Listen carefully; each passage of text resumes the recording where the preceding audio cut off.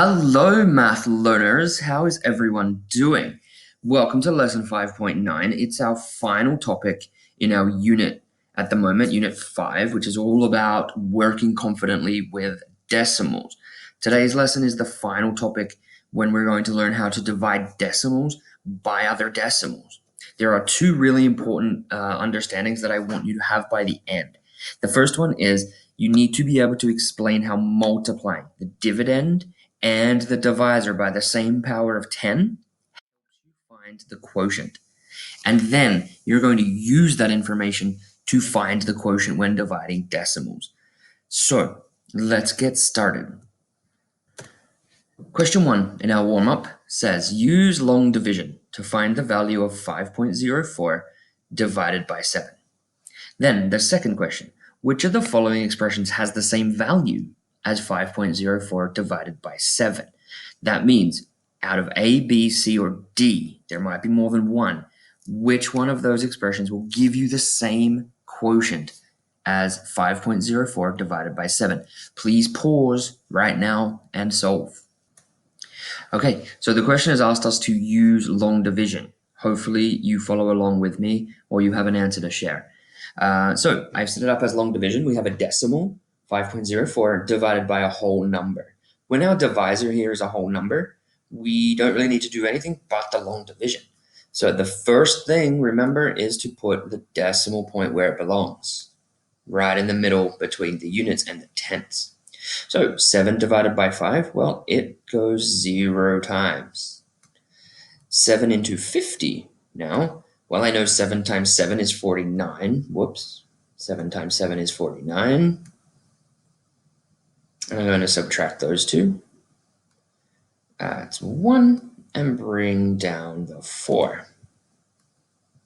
7 into 14 goes 2 times. 7 times 2, 14. Subtract. And we are left with 0. No remainder. No more digit to bring down. 5.04 divided by 7 equals 0.72. Okay, so for question 2, what I'd like you to look at is the value of each of the digits here. So we have 5.04 divided by 7. We need to find another expression which would give us the same answer of 0.72. So the first thing I want you to notice is that 5.04 has 4 1/100ths and 7 is a whole number. I'm going to use that to compare my with my original one. So I look at A, 5.04 divided by 70. Well, what do I notice? Well, I notice that 5.04, my dividend here is the same as my dividend here, but my divisor is now increased 10 times. From 7 to 70 is 10 times bigger. 5.04 divided by 70 is not going to give me the same answer.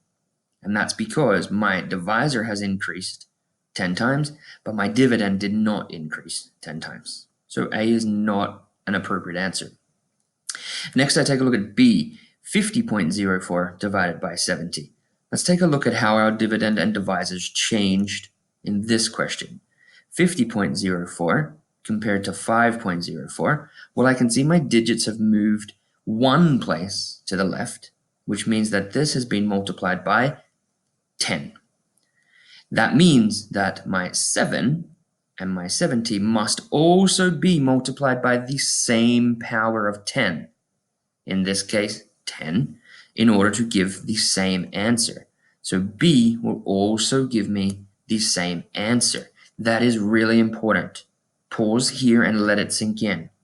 We multiplied 5.04 by 10 to end up with 50.4, and then 7 times 10 to get to 70. Those two expressions will give you the same answer. Let's compare the next one. 504,000 divided by 700. Well, let's look at 504 first and see what it was multiplied by. Well, I can see that my digits have moved 1, 2, 3, 4, 5 spaces to the left, which means that it was multiplied by 100,000. That means that for an expression to be equal, my 7 must also be multiplied by 100,000. 700 to 7, that's only been multiplied by 100. So that is not correct. Finally, let's look at the last one. I'm going to compare my digits. I'm going to compare my dividend and my divisor, the 7. So 5.04 has been made into 504,000. Okay, that's been multiplied by 100,000. Oops, my writing is messy. Sorry, guys. And 7 has been multiplied into 700,000, which is also multiplied by 100,000. Because both of those, the dividend and the divisor, were multiplied by the same multiple of 10, that answer there will also be equivalent to 5.04 divided by 7. Don't believe me? Open up your calculator and check.